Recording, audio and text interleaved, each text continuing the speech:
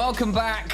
I'm Brother 1, that's Brother 2, otherwise known as Sam and Alex, otherwise known as Initialize and Nymera, and we will be bringing you the last 3 games of this final day of Week 1 of the Amazon European Masters. And we're starting off here in Game 4 with a bit of a banger between the LVP and the LFL.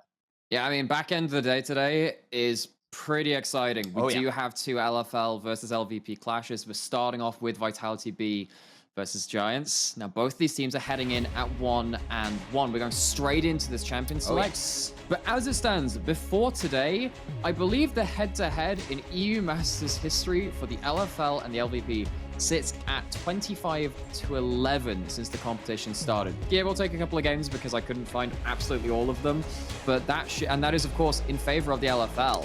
Now, Giants are looking here to steady the ship, walk away with a positive record from the first round robin. Of course, Vitality.Bee, after taking, I'm not going to say a shock loss, but I'm sure it was to the Unicorns after their strong showing, they would also like to stabilize their own ship.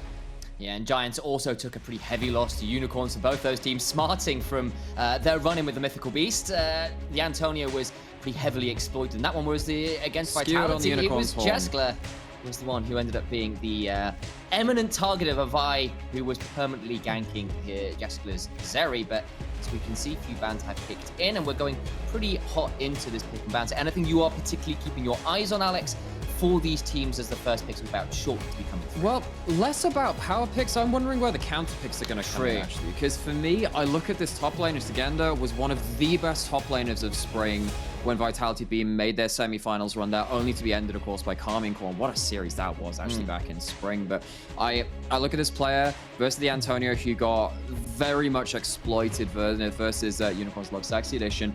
I think that Vitality.Bee should be setting up to allow that to be a highly interactive lane. With Jeskla and Jactroll, well, the Aphelios is something that they've played alongside the Renata. So the Renata being locked in, which allows you to play stuff like the Kalista, if you so wish. There were a couple of games played by that on that team, but then also stuff like the Aphelios. Just give yourself some laning power and options of your AD carry pool. It's a good first pick. And I'll remind people, if they weren't paying attention during play-ins, Vitality.Bee crushed play-ins. It was not close. They were over 6,000 gold ahead at average at 15, which is obscene, frankly, as far as gold leads. And they've hit groups, and it's not been quite the same high-flying, high-dominance games we've seen from them. Even in their win, there were 1 or 2 moments where they were a little bit sloppy in closing things out. We do want to see them neaten that up. Antonio here will be locking in the Ornn alongside the Kalista nice and early. That does give counterpick to Szygenda, who is one of the most notoriously lane-dominant players out there. So that's one thing. LFL. But then Giants have also looked at this Kalista and they said, well, we're not giving you Kalista Renata because that's too strong of a 2v2. You see what it does very early into the game, level 1 to level 3, very, very dominant.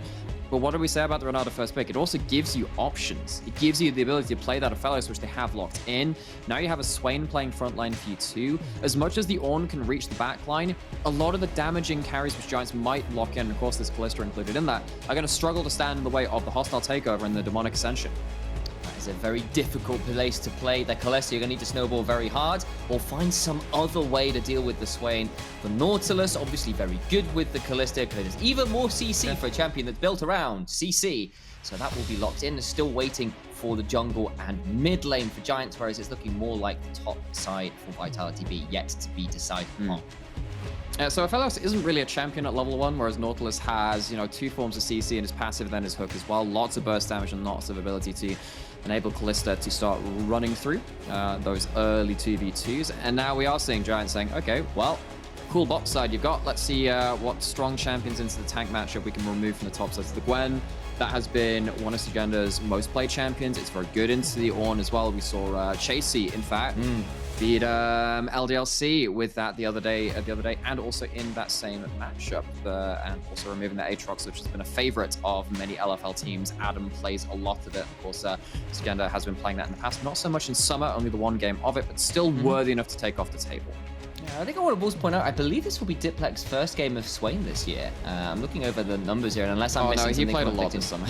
Did he? I am in fact blind. It is his second most played, so that's me being. It's actually his 10th. That's unusual. Yeah, I just realized it's his 10th play.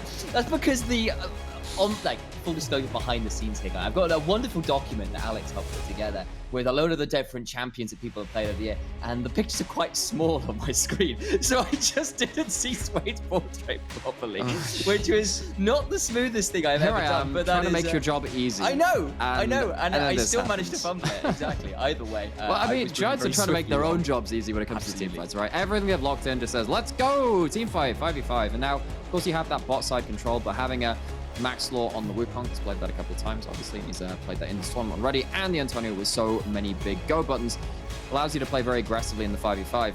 But in that top lane 1v1, you now got a Fiora you got to face down at. Less team fight power. A lot of threat onto the Ornn in the individual matchup, which is something that we called out very early on as a sticking point for the Antonio. You might be able to impact those team fights, but let's see if he gets there. Yeah, and that's when we were kind of working out what we were thinking of this group when we were prepping as well. We had that conversation about, look, this feels like a group where weakness are being really ruthlessly exploited quite early on and being snowballed into game win conditions and game loss conditions in equal measure. I'm looking at the game where Vitality had the Vibe punish them really ruthlessly hard on the front side. I'm thinking how the Antonio kind of got put to the sword by Scarface's Renekton just yesterday, and this feels like a potential game where that could happen again. But Jiizuke with a last pick Zilean to try and find a way to counter some of what Giants are doing. You are seriously lacking damage. This game, honestly, now with that Zilean locked in, I mean, yes, it can help with the double bombs onto the Swain and stop them from functioning.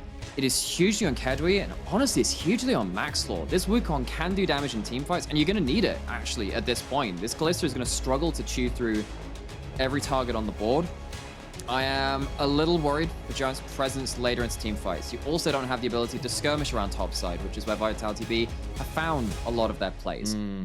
And we saw what happened when Giants started falling behind in the early game too. We saw one game very ahead in the early game, managed to leverage their mid-game fights. Late game got a little bit dicey, but in this game, a lot of it is going to come down to how well can you fight in this early game, particularly against Vitality.Bee. Giants have been known for having very controlled, very organized early games. They're very good at reading their opponents.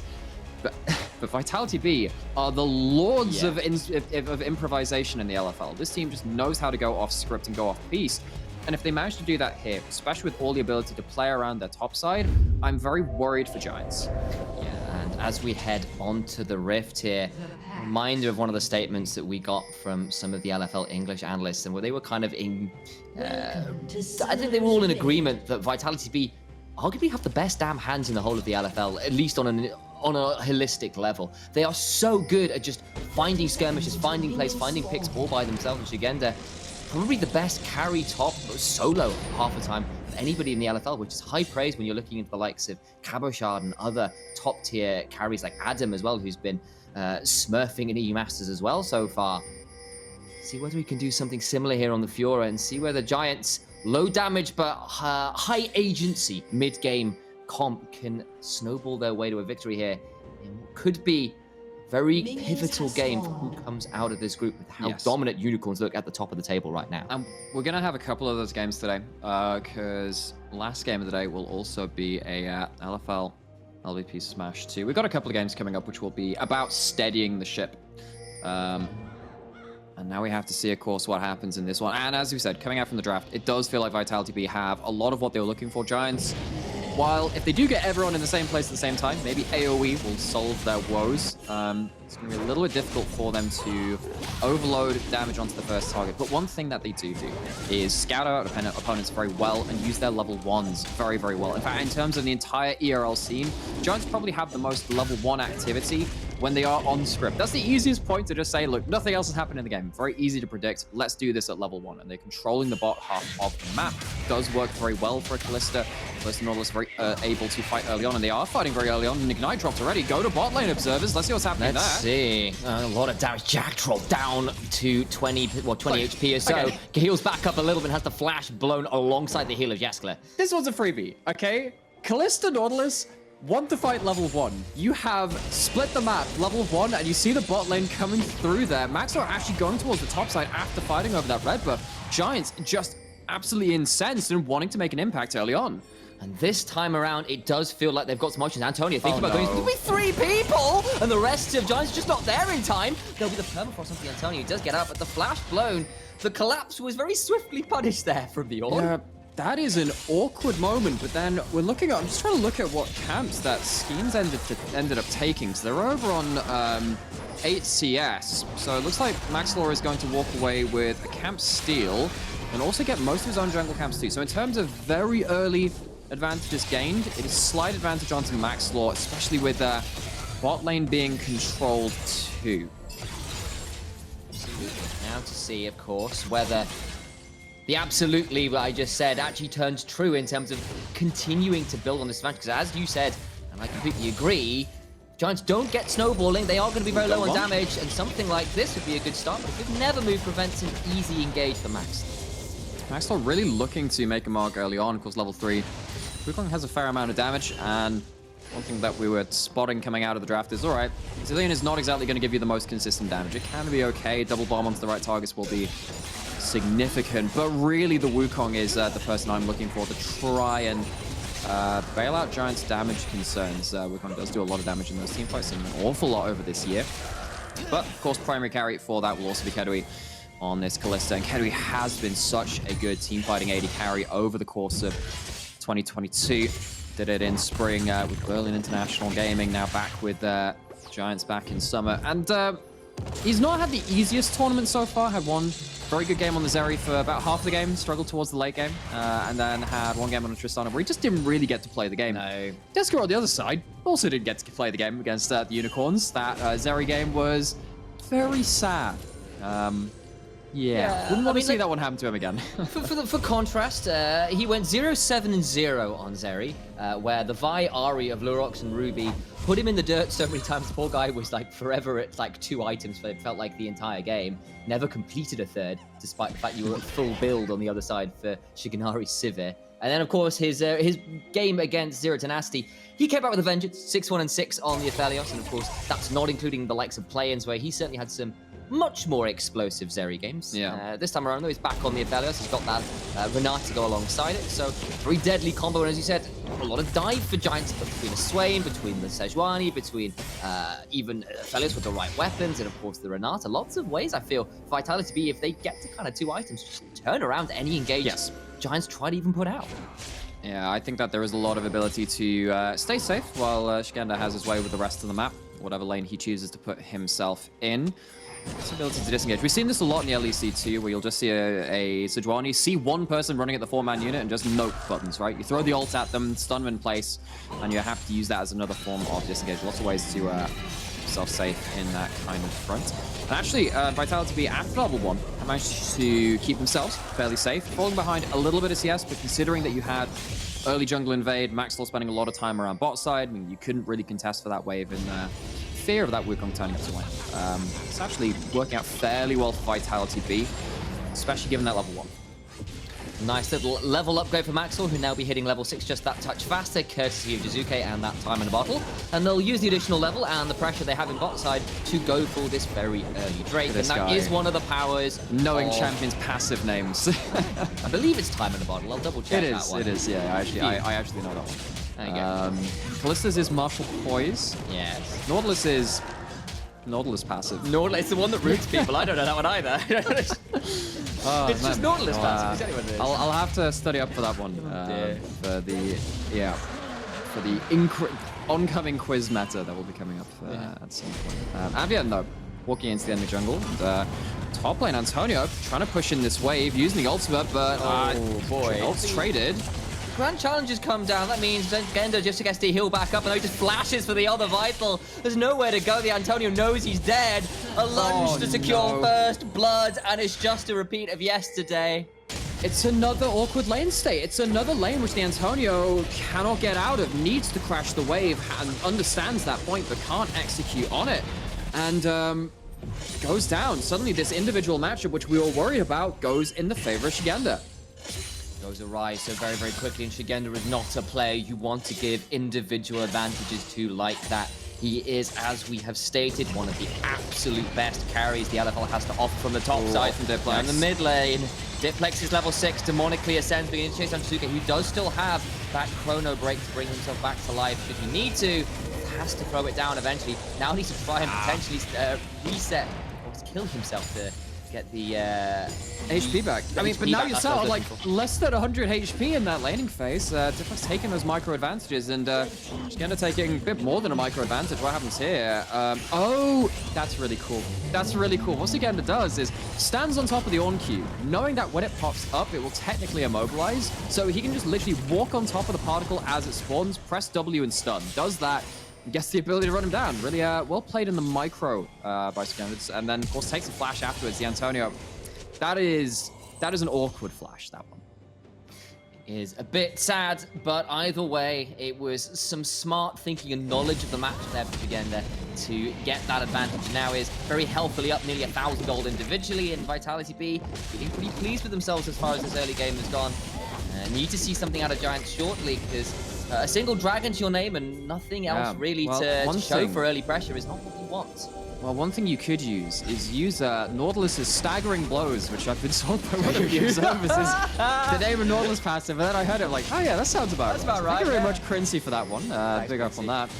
Maxlore does have that Nautilus with that passive, all jokes aside, in this top river. It is a little bit of a late Herald start. It wasn't like the 8-minute run towards it, but Vitality.Bee, they have control over it so far. Looking really to see what happens to the Antonio's Ornn ult. Szygenda is happy to just pin him in lane, because they don't have that ultimate to start things off. Red sign goes wide, so does the Never Move. Maxlore forced away, but down goes the Herald already. Skeanz will pick that one up, and Giants attempt to contest. They bring their whole team. Nothing for it. Skeanz running immediately topside. Now, most of the time, you don't really want to go put Herald topside, especially when you're winning lane already, but they just want to put Antonio even further behind. Well, he's dead to rights. I'd love to play-by-play this, but there's nothing to be said. He's in the grave again. So, well, you might not want to put Herald up there. You can definitely put Antonio down. It's an easy enough play. You've got a lot of members up in that top side of Antonio. Now sat at 0-2, a 1,000 gold lead over the side of Szygenda, who has, of course, the Demolish as well to start carving through towers once he starts reaching them. This is really sirens starting to blare out into the distance now for Giants. Dangerous on the top side, just as we thought it might be. The man while is down, but it has been a rough game and a half now for the Antonio. After this one, he is now 9 deaths in a row without a killer assist. That is not something that you want to hear as an LVP fan.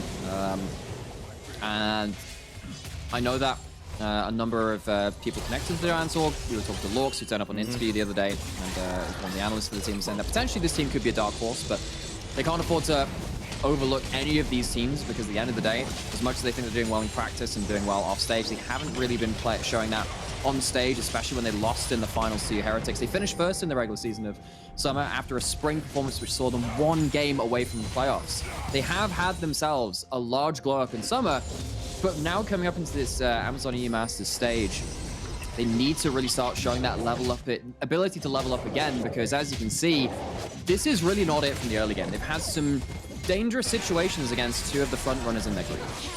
Yes, they have, and now with the 2 kills going their way, with the Herald still in inventory to be popped, you can see the early game gold lead is beginning to extend. And a reminder, Vitality.Bee were hosting 6,000 plus gold leads throughout the entirety of play-ins, and that has to be the case in groups, but we know that this is a team that if they do get an early advantage, it snowball it so hard and so quickly. And the way they do it is really interesting too, right? Because they are very quick at making decisions about the plays that they're committing to, but they're not necessarily, you know, the crazy orchestrated ones. They're just very good at finding the fights and actually just checking whether you're awake and looking at your screen. See that Skeanz is now on the side of the map. Both junglers making their way over. Roots in. They're going to throw out the... I forget the name of the ultimate hostile takeover, but Jactroll goes down anyway. Well, I won't forget about that one, because that's a fantastic kill into the Cyclone as Jeskla flashes away, and finally Giants on the board, and it's onto the right member to boost. Okay, good news for this. Remember the amount of effort they put into setting up Keduii and Advienne for success right from the level 1. It takes them a little while to kind of return to that philosophy, return to try and get something in the mid lane. Jiizuke flashing away from Skeanz's ultimate in the mid lane, so Vitality.Bee once again just looking for those opportunistic plays. Losing out on that bot side, and getting that Kalista a little more gold, a little more presence on the map is a little worrying now. It is, and of course, this all happened as the second Drake was spawning, and at 12 minutes, that is a very early stack. Yep. This does leave the Antonio alone in the top side, though, and there's no wave right now. All right, so Jamada has been having a word with you the know observers. well, you see, in the first half of the day, you might have heard some, well, I mean, when we got Heretics in the last game of the day, but we had them on the first 3 as well, besmirching the good name of Cloud Soul, which is actually very powerful in the current meta. It is going to be that today, and in this game, Giants stacking up 2, and maybe stacking up 3 deaths on the top laner as well. Oh boy, well, it'll be Antonio's sacrifice for the bot side plays, all for the Cloud God, I suppose. And Szygenda hasn't quite got the kill yet, finally lunges for it, but now, with that kill to his name, actually in a dangerous position, the staggering blows that we learnt the name of earlier help root him in place to allow for that kill to come through. And the Herald is summoned, but with no Szygenda around to receive the gold, not as positive a play as Vitality.Bee might have hoped. Yeah, so it is going to be, instead, Skeanz picking up that gold. See that golden trail slithering off into the distance, into the pockets of Skeanz. But the Antonio, at the end of the day, as much as you get that kill, you're still losing another set of waves. You are now down individually an incredible amount, and this is going to be the point where Fiora can start considering tower diving. You can start considering later into the game anyway, especially when you hit 2 items, right? I think that Fiora at that point starts getting to the point where, like, okay, very, very dangerous, especially once he's getting some, like, a hull breaker into the equation too, which I actually expect Szygenda to be going towards. I think that you're going to be winning that individual matchup hard enough to justify going towards it. But the Antonio, well, the rest of the map is now going okay to the side of Giants. Bot side is stable. They have themselves objectives. The Antonio is going to need to find some way to survive in this lane, otherwise it is not going to be pretty for Giants. No, it's not, but Advienne might be just taking matters into his own hand, who's been pairing with Maxlore a lot over the last few minutes to really get some of this gold back for Giants, who have managed to stabilize the gold lead at about that 1,500 discrepancy. And they'll be okay if they can hold on to that and continue to use the power this Kalista, Nautilus, and Wukong can leverage on the bottom side of the map. But all the while, Szygenda claims the first turret, and that now feels like a very difficult lane to deal with for whoever goes up there. Yes. Zilean is also not really a wave clear champion in side lanes. You can survive well enough with the ultimate. Oh, that's a handshake and a half. Jactroll manages to do his best to turn it around, but it's just too late. Jeskla will die. The bailout is just not enough capital to keep him afloat. And it'll look like a stock market crash that Renata is on the receiving end of. She'll be holding the bag here and about to fall down herself. Maxlore on a killing spree. Teleport out from Jiizuke to head straight back to mid lane to pick up the wave in there as well. All right, okay, so more bot side advantages, more gold onto the Wukong. We called out as being very important to Giants team fighting. Keduii gonna sit alone and take this turret, but all the while, top side of the map is still becoming a very difficult situation. At least Giants are finding their own advantages, and it will help them in those team fights. The Antonio, at the end of the day, just needs to find a good enough ult. He's found himself some value. And on this bot side of the map, Kalista getting resources. Dangerous news for Vitality.Bee. Really nice attempt then from Jactroll to predict the flash with the handshake, but there's just too much CC, there's just too much damage. And I don't care how cool your walk is, you're not going to be able to get out of there, Renata. Yeah, struts all the way back to the fountain, and Maxlore picking up that kill. And leaves him at 3-0-1. Maxlore, one of the players which is known to be a bit of a heart attack factory. We're talking to Noah a little bit from the LVP broadcast. He was like, ah yes, Maxlore. This is fun. Or words to that effect. Most beloved and hated player simultaneously, who has an incredible regular season and a bit of a underwhelming, frankly, playoff performance. This game, though, very much on form, very much making things happen, and playing in the right parts of the map for Giants. Yesterday was forced to play around topside of time to bail out the Antonio. This time around, hasn't needed to do so as much. And now, just think about going in onto Diplex, gets a crushing blow down on top of him, and Ghost blown from Spellbook. And he's just going to get on out there. Was aware there was perhaps more danger than we were anticipating. A minute into what will be Soul Point as well. Giants looking to wrest control of the bot side of the map in preparation for that great score. And with that control... Oh, wait, what's happening on top side? Antonio's teleporting down. Of course, Fiora doesn't have a way to stop that unless the riposte comes through. Szygenda not going to be able to do anything about that one. But Giants overloading this side of the map very early on, trying to establish some vision control. They're going to lose the wave control on top side, but what plays can they make as a result? Skeanz does Arctic Assault into that bush, but quickly backs away. Double bomb onto Diplex, and the Demonic Ascension pop as well. I think to help clear the way for that will now be that ultimate down. So I feel that suggests Vitality.Bee are just going to go, we're going to split push for this tier 2. We're going to give up this dragon. And demolish. This is going to be... Yeah. This is going to be a dead turret. You're not defending this one. You don't have a teleport to respond to it. So Giants, they recall Advienne to get some wards. It is going to be the dragon not even started up right now. Giants understanding that they have maybe some ability to approach towards mid lane, but with that, you are just delaying and giving a lot of ability for Vitality.Bee to kind of control what's happening on the map. He's in so much danger, flash straight out, and now they've got the tier 2, they're teleporting in, and Giants get there early, leave, and now lose control of the river. Vitality.Bee, they get their cake, and they get to eat it. They don't get punished for keeping the Fiora on the top side of the map. Giants, they try and go for too much, go for a higher play, and now they're going to get punished. Not sure it was their cake they were eating. I think it might have been Giants. Either way, they do finally manage to wrest it back out of the hands of Vitality, and they managed to start stacking up the Ren stacks into that Cloud Dragon. But Vitality, look at Jactroll. Look what's going to happen with this hostile takeover. That could be a big zoning tool. It's the Kasing angle from the other day, but this time around it won't quite land. Doesn't get anywhere near in. Gonna fall out the phase call. Diplex flashing in with the demonic ascension that's come back up, having used it in the bot side. Maxlore taken so low. Smites for health. All the while the HP is so low. Szygenda gets Advienne. The Baron is secured. Sorry, Dragon is secured as well, and it's 2 dead to boot. Keduii will get over the wall with a blast gun, but he's got nowhere to go. Szygenda managed to get another auto attack, and Jiizuke is there. The Giants lose the fight. They ran out of hate bars. They ran out of mana, and they'll lose the soul point as well. When you're dealing with a split pusher, it is often like trying to balance an equation. Get both sides of it weighted towards your favor if you can. But Giants, they try and do a calculation, but boy, are they bad at maths in this one. Jiizuke also going to get punished on this bot side, blowing the flash. They lose the kills, they lose the top lane turret in the setup, and they lose the dragon. Everything going to Vitality.Bee. Look at this one once again, because it honestly felt like after this hostile takeover missed it, there should have been an option. But then this flash from Diplex, and suddenly Maxlore has no HP to work with. And Keduii's not auto-attacking for most of this fight too, right? There's a lot of ability to zone out the carries of Giants if you don't have your own space bought for you with something like the Ornn or the Cyclone. Of course, that isn't how it worked at that one. Giants just... It feels like they didn't quite understand what they wanted to achieve in that fight. Did they want to just get the dragon? Did they want to control mid lane priority before they went for this? I mean, it felt like they split between too many things and they miss out on Soul Point. And Vitality.Bee, if they weren't in a good enough position before, now they don't even need to worry about an earlier Soul being claimed by Giants. I suggest you cast your eyes down towards the inventory of Szygenda, who now has a second item in there. I do not see it. It's 3,500 gold he's up at this point, and Jiizuke no, trying to clear out the wave. Yes, it is. Stop trying to deny reality, though. Jiizuke might like to try and do that. No, also, Jiizuke is fine. Jiizuke is actually completely alive.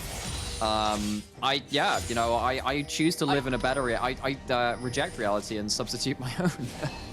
But sadly, Giants can't do the same because they are really starting to lose control of the side lanes. We were worried about who could face this Fiora in the side lane.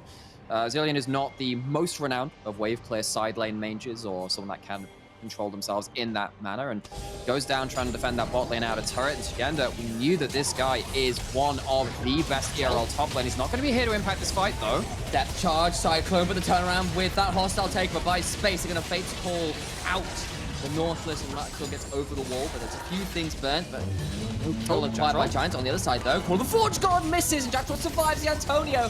Will secure it, though, with a Bellows Breath. There's the Drag Sign after, and Advienne has to flash right back out. Did not want to hook that. They've gone way too deep. Hooked up in trade as well. Diplex with the Demonic Ascension doing exactly all the work he needs to. Another Never Move will be timed up with a massive double bomb, but it's just not enough. Keduii can go nowhere, and his Martial Poise is just not poised enough. A double for Szygenda, who's diving under the tower with Diplex wings flaring to boot. Stopwatches his way to a triple kill and gets on out. Vitality.Bee just styling over the last 5 minutes. Giants, you use way too many cooldowns in the first half of that fight. Vitality.Bee, they look at Jactroll going down and they say, you know what, good job baiting them back into the fight. They have perfect weapons to start up this Baron afterwards. They got the Severin Crescendum, got the pistols, and the turrets goes over to Green-White after that point. Should be a very quick Baron for them, though there is a potential contest. Actually, screw that. Jiizuke's just going to die. The repulse misses, but the lunge does not, and he is skewered quite rapidly there by Szygenda to pick up his 8th kill of the game. This Fiora is now utterly unstoppable. And I think Szygenda heard that we were talking quite a lot about this guy called Scarface. Goes, hey, hang on, by the way, remember Spring? Remember what happened back in that tournament? Szygenda was a force of nature. I cannot wait to see the rematch between those two teams in Szygenda versus Scarface. Because on an individual level, they have both done so incredibly well. And in this fight, running away with a triple, I understand looking for this play at this point, but the hook after that point is just way too far. It's just, you have over-engaged at that point. Advienne doesn't have the Kalista ult at that point, was pulled out just a little bit earlier. And if you are losing a fight against this team, because of the amount of move speed that they have from the Demonic Ascension, from the Renata W speeding someone up, if you have the Zilean there, maybe you can disengage it. But Vitality.Bee, they just count up the amount of cooldowns which are available, see that they have more ability to chase down the fight, and they run down Giants. Yes, they do, and we kind of called it out earlier. If it got to this point of the game where 2-3 items complete by Vitality and Giants are even or behind, the fights get so difficult to play. Keduii had so little uptime because it was just so difficult for him to play in his effective attack range. And now with the Baron to boot, Vitality.Bee are not halting. They continue to shove in here on 2 lanes, Szygenda in mid lane, the rest of Vitality shoving it away in this bot side. Is that what Giants can do about it? Yeah, and Szygenda hasn't even felt the need to go towards a Hull Breaker, wants to impact these team fights. Is he going to teleport into this one? Actually, doesn't even need to. There's going to be that note button from the Sejuani, just throws out the ultimate when the engage happens, and Vitality.Bee go back to wailing on the turret. That's quite a lot of ultimates popped now. Advienne sees an opportunity to potentially turn it back on in. They get the kill onto Jactroll. Maxlore down trying to get back out. Can he survive? Looking like it's probably going to happen for now. But they start turning it around. And you know what's on the agenda? It's Szygenda. And Vitality.Bee call this meeting to order. And this game is about to be all but over. Antonio falls afterwards. And it will be a 2-for-4. And Szygenda is still alive. Szygenda will continue to trade in with Diplex. The Skeanz a little bit low, but we'll be able to get on out of here. And Giants' base cracked wide open. Giants, they try very hard to find something, but it's just not enough. And Giants, they walk away after killing the bot lane of Vitality.Bee. Jeskla and Jactroll not able to survive that one, but you're going to break open that base. You've got the Baron already taken for them in the play, which happened just before it. And now you have 6,500 gold to the advantage of Szygenda. On an individual level, I can't remember seeing anything that size in this season, at least. That is pretty obscene. And you can see the moment some of those ultimates are used, the hostile takeover, the glacial prison, they think maybe there's an angle here. And Advienne and Maxlore, credit to them. It's a good hook. Hit the Goba. It's a good hook, and it gets Jactroll into the right position. You know that the couple of those note buttons which Vitality.Bee were used to stop Giants going on their own engage just a little bit earlier, and you know, with that hook afterwards, just forces Vitality.Bee to fight when they had a couple less abilities available. Turns out, though, still got more than enough to shut down this team fight. Diplex, in particular, on the Swain has been incredibly impactful. As soon as these fights are starting in earnest, it's going to be Skeanz, though, taking down Jiizuke once again. 9-1-6 to Szygenda. He'll proc his ultimate. Jeskla gets the kill credit this time around. 16-7, over 10,000 gold ahead, most of it on that Fiora. This game now about to be hitting the closing stages unless Giants find the miracle of miracles. The Antonio is playing a forward god, and maybe he'll be answering the prayers of Giants. Diplex flashes in though, and I think the Demon King here in the mid lane might be deciding against it. Noxus stands triumphant. The Antonio falls again. Keduii is being hit by the blender that Jeskla has become for a double kill. Diplex now onto the towers, and there's nothing left. They're onto the fountain, and Vitality.Bee, just like that, put Giants to the sword, fell them like Jack, and the Beanstalk will crush them all. They have the win. They're 2-1. First round robin now over for their group in Group A, and Giants coming in as LVP second seed now sit at 1-2. This LFL versus LVP rivalry continues to go in favor of the French teams. In Vitality.Bee, this was not close. They had that lead in the early game. We were a little worried about what would happen to Giants. They couldn't find that early game lead if it wasn't organized, and they fell apart at the seams. Yeah, they did. And it was very convincing. Like, we saw some good eventual turnaround plays. They managed to get some dragons early, but it just wasn't enough. And the moment you saw that Fiora hit critical mass, that kind of misplayed third dragon setup and fight, game just fell apart. So now we have to look forward to the second round robin. And as I said, Szygenda versus Scarface, that is going to be a matchup I will love to see. The top sides of Unicorns Love versus Vitality.Bee. That's going to be one which I look out for. But of course, there are so many ways that these can go. We are in a best of one round robin, of course, for the second half of this, same as the first one. And best of ones have variation. Giants will need that variation to go in favor of them, though, because they're in a very dangerous precedent with two teams which are looking very, very strong above them in the group.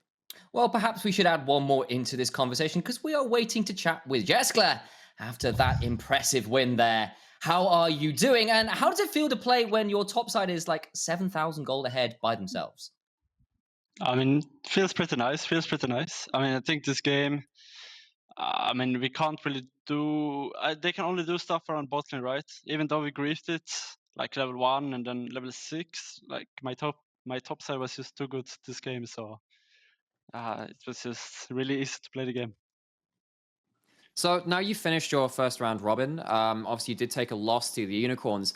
That's probably the match which we, as viewers, are looking at as the match to maybe determine first seed in this group, maybe determine a little more than that as well, and also a little bit of pride for yourselves.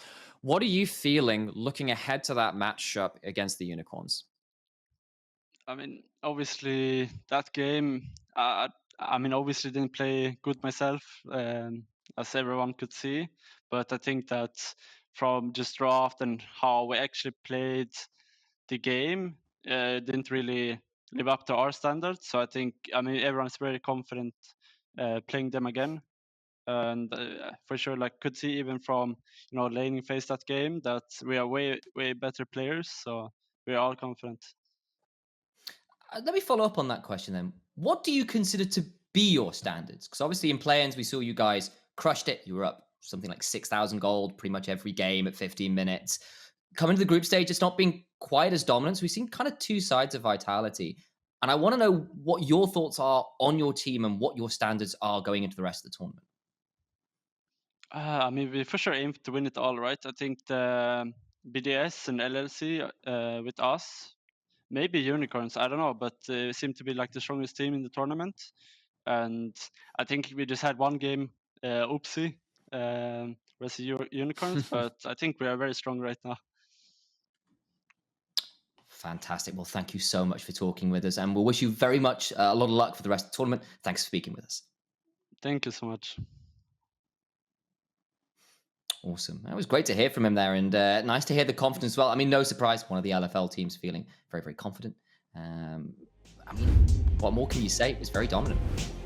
It was, and it once again came through against the Giants in that top side of the map. And Szygenda, I really love how he started this play, kind of knowing that the volcanic rupture would trigger the riposte just by standing on top of it. There's actually a mini displacement with that little pillar props up, gets the stun, gets the solo kill. And as soon as Giants lost control of that map, their setup for objectives got hard. I also think they fumbled their setup. Either way, Vitality looked at the way that they were playing and just punished them for it and came into these team fights with an advantage. Yeah, and this was the play, right, where we saw the early teleport from the Antonio that didn't really work out, and it all fell apart from there. And then Vitality.Bee get to start making plays like this, where Szygenda comes out of it with a triple kill, just running down the whole of Giants who just cannot retreat fast enough.